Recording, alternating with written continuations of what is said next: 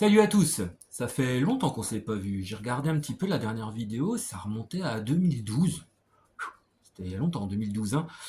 J'ai regardé, c'était l'époque où il y avait Michael Schumacher qui était chez Mercedes. Lewis Hamilton était encore chez McLaren. Kimi Raikkonen était chez Lotus. A few moments later. Avant de débuter la vidéo, je voudrais tout simplement faire la promotion du Business Book GP 2025 qui arrive là aujourd'hui en édition papier. Une édition papier, particularité de cette année, c'est qu'elle est augmentée, puisque à l'intérieur, vous allez pouvoir bénéficier d'un accès pour découvrir le premier Business Book GP de 2010, et aussi vous pouvez avoir accès à une masterclass, en fait en vidéo, pour ceux qui achèteront. Le lien est en description. Mais en fait, ce qui va nous prendre aujourd'hui un petit instant, ça va être la saison des transferts 2026. Et j'ai ma petite fiche, parce que je suis un vieux, et j'ai besoin effectivement de notes. Donc, on va rapidement commencer par Haas, Williams et Sauber. Alors, du côté de chez Haas, pas grand-chose à dire, hein. Esteban Ocon a un contrat de 3 ans, Oliver Biermann, pareil. Du côté de chez Williams, ce qui est important de regarder, c'est la place au championnat de l'écurie. La 5e place, c'est vraiment l'objectif majeur. La simple et unique raison, c'est que ce qui permettra à Carlos Sainz de toucher sa prime. C'est un peu l'objectif pour le lancer 2026. Du côté de chez Sauber, ce qu'il faut regarder, c'est le nombre de points en championnat. L'objectif, c'est à peu près entre 30 et 40 cette année. Je vous expliquerai dans une autre vidéo plus tard le plan de Binotto avec Audi, puisqu'il a quand même passablement évolué. Mais pour commencer cette saison de transfert et des bruits, je voudrais d'abord aborder le sujet McLaren. Alors vous allez me dire, pourquoi Marc, tu abordes le sujet McLaren? Tout simplement, en fait, la raison, elle est simple, c'est pour une question d'équilibre. Je rappelle les faits. Lando Norris a un contrat jusqu'en 2027. Un contrat qui lui donne un salaire de 30 millions d'euros à l'heure où on se parle. Oscar Piastri, lui, de son côté, a signé son nouveau contrat en tout début de saison. Nous étions, souvenez-vous, juste avant le Grand Prix d'Australie. Et ce contrat court, lui, jusqu'en 2028. Et c'est un contrat qui devait commencer dès l'année prochaine. Problème, vous n'êtes pas censé ignorer que Oscar Piastri est en tête du championnat. Et étant donné qu'il est en tête du championnat, il y a un gros déséquilibre en interne à Woking. Zak Brown est quelqu'un de très agile. Il a déjà, d'après ce qu'on entend, proposé le contrat dès 2025, le contrat 2026 déjà à Piastri pour anticiper toutes les demandes de l'agent de l'Australien qui est Mark Webber. Ça marche, clairement pour le moment. Soyons très clairs, parce que cette année, Oscar Piastri devait toucher 6 millions d'euros et Lando Norris 30. Sauf qu'il y a un petit souci, c'est que si jamais Oscar Piastri devient champion du monde en 2025, clairement, il y aura 10 millions d'écart encore une fois, malgré le nouveau contrat. Donc, attendez-vous à avoir un nouveau contrat avec Oscar Piastri en 2026, tout début de saison 2026. Très très forte chance de ce côté-là. Concernant chez Ferrari, la rumeur principale, c'est Fred Vasseur. Clairement, Fred Vasseur est en fin de contrat. Aujourd'hui, pour les 3 prochaines courses, il y a un évaluateur.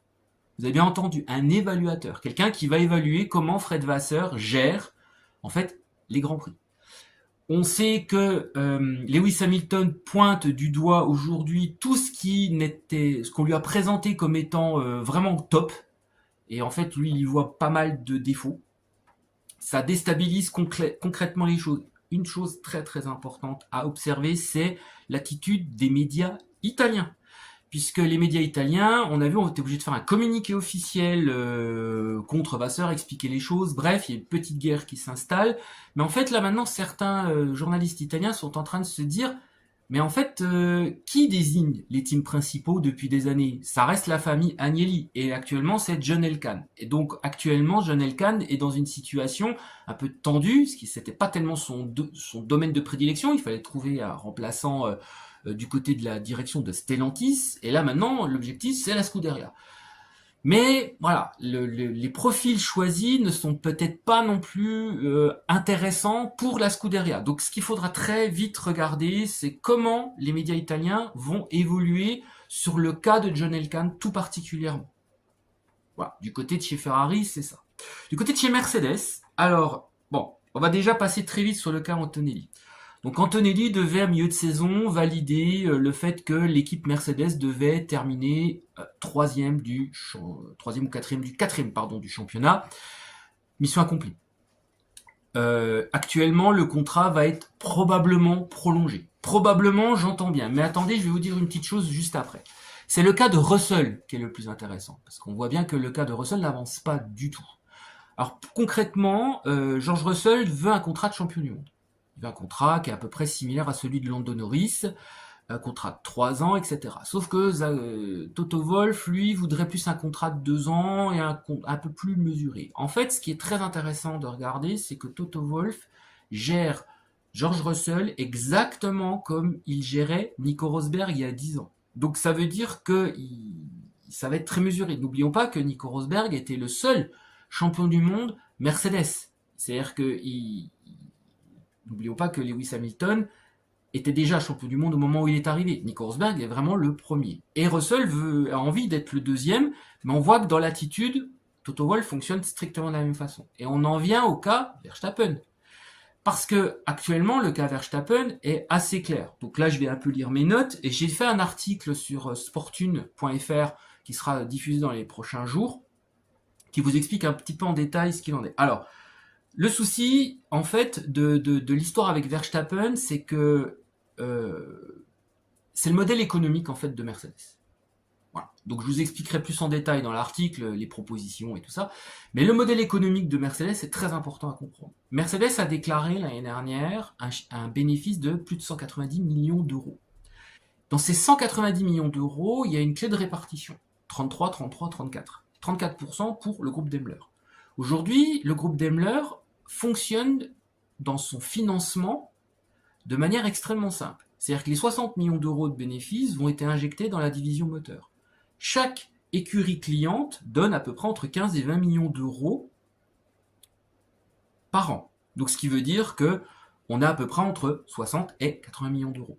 Au total, en fait, la division moteur est autosuffisante financièrement. Aujourd'hui, depuis 2 ans, Daimler ne débourse quasiment presque pas d'argent en F1. Il ne finance plus l'équipe châssis depuis 2022.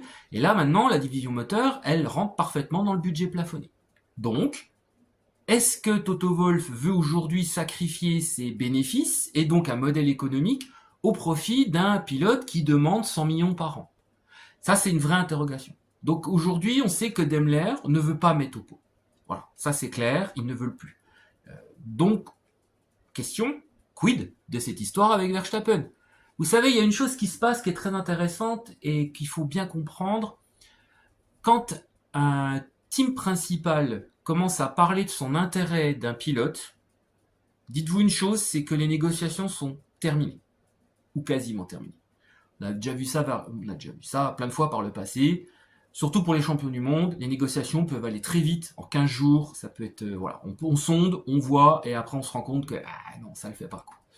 Donc il faudra se dire clairement une chose, c'est que du côté de chez Mercedes et Verstappen, probablement que déjà l'aventure est presque terminée. Alors, Toto Wolff a été chassé, et il a raison, il communique beaucoup là-dessus, depuis tout le Grand Prix d'Autriche, là en ce moment. Mais en fait, on se dirige quand même assez bien sur un prolongement du contrat de Russell et de Antonelli dans la foulée. Donc Antonelli devrait toucher le même salaire que tous les jeunes pilotes avant lui, Russell, Bottas, donc 8 millions par an dès l'année prochaine. Et du côté de Russell, il devrait toucher à peu près entre une vingtaine de millions d'euros dès l'année prochaine. En tout cas, c'est ce qui est en train de se définir. Mais pour les 100 millions minimum demandés par Max Verstappen chez Mercedes, c'est un petit peu compliqué. On va parler du côté de chez Alpine. Chez Alpine, c'est très intéressant parce que le départ de Luca Di Meo en tant que directeur général pour partir chez Kering, je le rappelle, bouscule totalement l'équilibre. Alors, Flavio Briatore se veut très très rassurant, mais sachez une chose, c'est que Pierre Gasly a quand même appelé tous les dirigeants quand même de Renault. La raison, elle est très simple, c'est qu'en fait, c'est Di Meo qui a fait venir Gasly, qui lui a permis aussi de prolonger le contrat. Et c'est très intéressant, je le répète encore une fois, c'est le mot le plus important, c'est que on voit le système de fonctionnement de Alpine, où c'est bien le directeur général de Renault qui décidait de tout. Donc là, étant donné qu'on décide de tout, Flavio Briatore, aujourd'hui, quand il veut négocier un nouveau team principal, un nouveau pilote, embaucher juste du personnel et un nouvel ingénieur, il est obligé de passer par le conseil d'administration de Renault. Et un conseil d'administration d'une grande entreprise comme ça se réunit tous les 3 mois. Et aujourd'hui, la priorité, c'est de trouver un nouveau directeur général. Le prochain, il devrait être nommé courant juillet, peut-être fin juillet, mais il sera opérationnel qu'au mois de novembre, où il aura ses pouvoirs clairement à partir du mois de novembre. Octobre au mieux, largement. La saison sera finie. Donc ça veut dire que là, ça devient un point critique, et Gasly a eu raison de demander des garanties durant cette période bien précise qu'on est la période de mercato, sachant que Pierre Gasly n'a qu'un contrat, lui, qui se termine en 2026, alors que tous ses collègues vont jusqu'en 2027 et 2028. Pour le cas de Colapinto, il va terminer probablement la saison, mais il y a une grosse déception du côté de Flavio Briatore. Il misait beaucoup là-dessus, sur l'Argentin, pour faire le même coup que Michael Schumacher, voire même Fernando Alonso. Avec l'Argentine, les sponsors et tout ça, c'est compliqué, les sponsors mettent du temps à payer, les promesses, ça cause beaucoup, il y a la communication, en fait, de l'entourage de Colapinto, je parle pas du management, pas vraiment de son entourage, est très très compliqué, déstabilise beaucoup Enstone, d'après ce qu'on comprend, donc l'avenir reste flou pour 2026 pour Franco Colapinto, soyons extrêmement clairs, mais il va falloir qu'il marque. Voilà. Mais il devrait rester jusqu'à la fin de saison. Notons qu'il y a beaucoup d'Argentins qui ont déjà acheté leur billet pour le Grand Prix du Brésil à la fin d'année. Alpine ne veut pas se retrouver dans une mauvaise situation à ce niveau-là. Mais en tout cas, il y a une déception et donc une interrogation sur le futur, puisque est-ce que le successeur de Luca Di Meo sera-t-il un pro F1 ou voilà, on connaît l'état actuel de Renault, le projet Renault Lution n'étant pas à la hauteur des espérances de son DG italien. Est-ce un nouveau projet va se lancer? De toute façon, soyons extrêmement clairs de ce côté-là. Du côté d'Aston Martin, Alonso, donc il a un contrat jusqu'en 2026, mais quid de l'après? Parce que n'oublions pas qu'Aston Martin a quand même un modèle économique qui repose beaucoup sur les champions du monde. Et que Fernando Alonso, voilà, il vieillit, comme d'habitude, c'est logique et comme tout le monde. Donc la logique était Verstappen, clairement. Sauf que le modèle de Verstappen, c'est un salaire extrêmement important, comme on l'a vu avec ces discussions qu'il y a eu avec Mercedes. Et la réalité, c'est la suivante, c'est que Adrian Newey a quand même dit que l'équipe ne serait compétitive qu'en 2027-2028. 2, on voit que Honda pousse pour avoir clairement Max Verstappen dans le futur, mais pousse aussi pour avoir Yuki Tsunoda en deuxième pilote, quitte à donner 30 millions sur la table pour que le pilote japonais devienne l'équipier de Fernando Alonso dès 2026. Je rappelle que Honda paye 20 millions d'euros pour que Tsunoda soit pilote aux côtés de Max Verstappen chez Red Bull Racing actuellement. La donnée principale, c'est la suivante. Depuis 2 ans, Aston Martin perd 100 millions d'euros par an. Donc ça fait 200 millions d'euros qui sont perdus. Cette somme, en fait, commence à peser sur les finances du groupe Aston Martin et sur Lawrence Stroll. Lawrence Stroll ne veut plus céder de parts de capital pour financer en fait son projet et le projet du constructeur Aston Martin. Donc, il a sommé en fait ses dirigeants et surtout l'équipe marketing d'augmenter le budget de l'écurie dès 2026, dès 2027. C'est fondamental. Là, l'objectif déjà, le plan initial, c'est d'avoir une petite perte de 25 millions. Là, l'ambition, c'est 0. C'est-à-dire que pas de perte, mais pas de gain non plus, mais 2026, impérativement des bénéfices. Donc la vraie question, ça sera de savoir, est-ce que Verstappen est dans ce projet? À suivre, encore une fois, tout est possible. Mais ce qui peut être important, c'est le rôle de Lance Stroll dans l'histoire, avec Yuki Tsunoda, Honda poussant l'aventure, clairement, et de manière assez ouverte. Donc on en revient sur ce qui se passe dans l'univers Racing Bull et Red Bull Racing. Du côté de chez Racing Bull, le souci, c'est Isaac Hadjar. Alors je dis souci parce qu'en fait, Eh ben, il est trop bon, en fait. Il n'était pas prévu qu'il soit aussi bon à l'horizon 2025. Il était prévu qu'il soit bon en 2026 et puis qu'éventuellement 2027, voilà, on l'injecte clairement chez Red Bull Racing. Le problème, c'est que là, il y a un déséquilibre qui s'installe. Donc, je mets de côté Liam Lawson, qui a très très peu de chance pour lui, qui termine la saison, vu le comportement, 2, les performances, qui sont quasi absentes. Mais le problème d'Adjar, c'est que si on continue avec lui, comme on l'a vu avec Tsunoda précédemment, Gasly, Sainz, en fait, le problème, c'est que rester dans l'écurie italienne, c'est une zone de confort.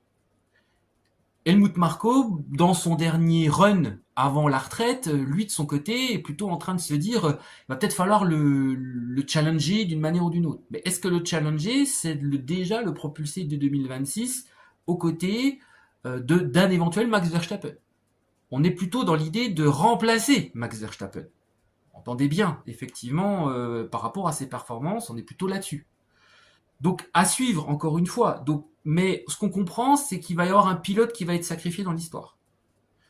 Il a été dit que Yuki Tsunoda pouvait revenir chez Racing Bull pour terminer la saison, puis se refaire un petit peu une santé, marquer des points, se mettre en confiance, etc. C'est ce qui s'est dit. C'est un scénario. Je ne dis pas ce qui va se passer encore une fois, mais en tout cas, c'est une possibilité.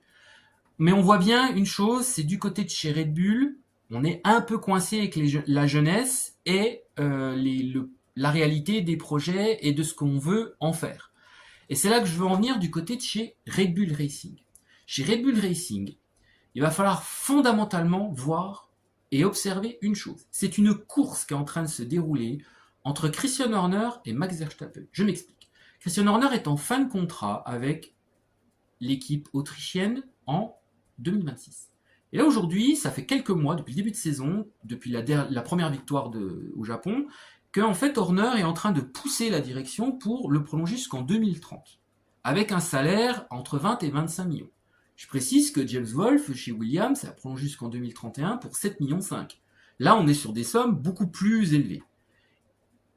Problème, la direction de Red Bull n'est pas en joie pour le renouveler. Il l'estime déjà très cher, peut-être plus du tout d'actualité, etc.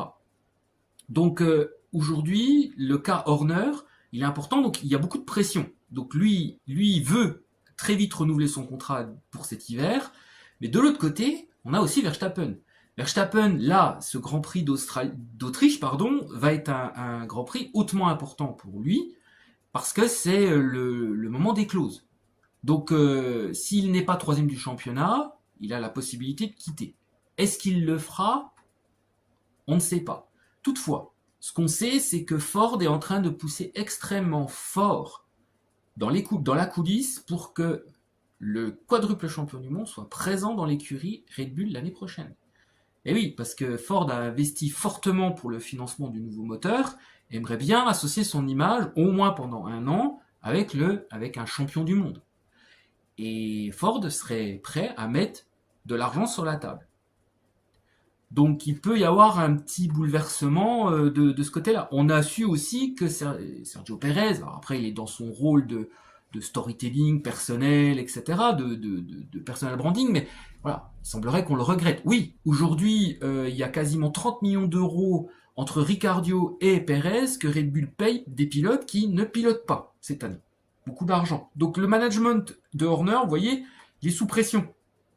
Mais tout comme Helmut Marko qui est en fin de contrat l'année prochaine, alors on voit bien qu'il y a Vettel qui est en train de discuter. Bon, le salaire va être très élevé. Par exemple, pour Vettel, on a entre 8 et 10 millions par an. Attendez. Donc c'est pour ça, est-ce que Red Bull aura clairement envie de donner encore plus d'argent à Christian Horner? C'est la grande question.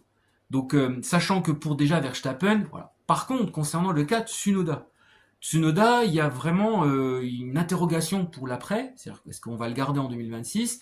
Mais en tout cas, Horner est en train de se dire peut-être qu'il va peut-être falloir un nouveau pilote qui vient de l'extérieur, comme Perez par le passé, comme Weber, et on commence un peu à parler quand même de Kevin Magnussen. Attention là-dessus, encore une fois, pour au moins terminer la saison dans le scénario où Tsunoda revient chez Racing Bull. À voir, à suivre. Mais en tout cas, même pour un très gros salaire, c'est pas impossible pour faire revenir Kevin Magnussen en 2026. C'est une possibilité qu'il faudra vraiment pas exclure du côté de chez Red Bull, parce qu'en fait, en vérité, ils sont coincés, en fait, aujourd'hui. Clairement, ils sont coincés. Je terminerai tout simplement par Cadillac, parce que c'est la 11e équipe l'année prochaine. Alors, on parle beaucoup de Bottas et de Perez. Alors concrètement, Perez, c'est presque sûr que ce soit bon, parce que les sponsors mexicains mettent quand même beaucoup d'argent. On parle à peu près de 40 à 50 millions d'euros par an. Le cas Bottas est un peu différent parce que en fait, il y a deux champs qui s'opposent. Un premier qui dit que on veut deux pilotes d'expérience dès l'année prochaine, mais par contre un autre qui dit qu'il faudrait un pilote d'expérience et un jeune pilote éventuellement apportant un budget. Donc ça veut dire Bottas d'un côté et éventuellement un autre pilote qui apportera un budget. Et c'est là que je veux en venir tout simplement, c'est que des pilotes apportant des budgets, il va y en avoir plein qui vont arriver sur le marché, mais il y a aussi le cas de Lance Stroll. Alors Lance Stroll, tout le monde s'en moque, normalement, mais ça peut être un pivot extrêmement important du championnat au niveau du transfert. Je vous ai cité tout à l'heure le cas si jamais Aston Martin touche 30 millions et choisit Tsunoda, ces 30 millions vont bien servir à être injectés quelque part. Et peut-être que ça va permettre à Lance Stroll de trouver un autre volant. Alors peut-être chez Cadillac, peut-être chez Red Bull aussi, hein, il a tout à fait le profil d'aller chez Red Bull, il peut avoir le profil d'aller chez Alpine aussi, éventuellement, etc. etc. Donc c'est un pilote qui va se retrouver aussi sur le marché, et il faut faire attention par rapport à ça. Sur ce que je vous dis, c'est je vous souhaite un excellent Grand Prix à tous. Je vous dis rendez-vous pour un point transfert au mois de septembre, comme tous les ans. À plus!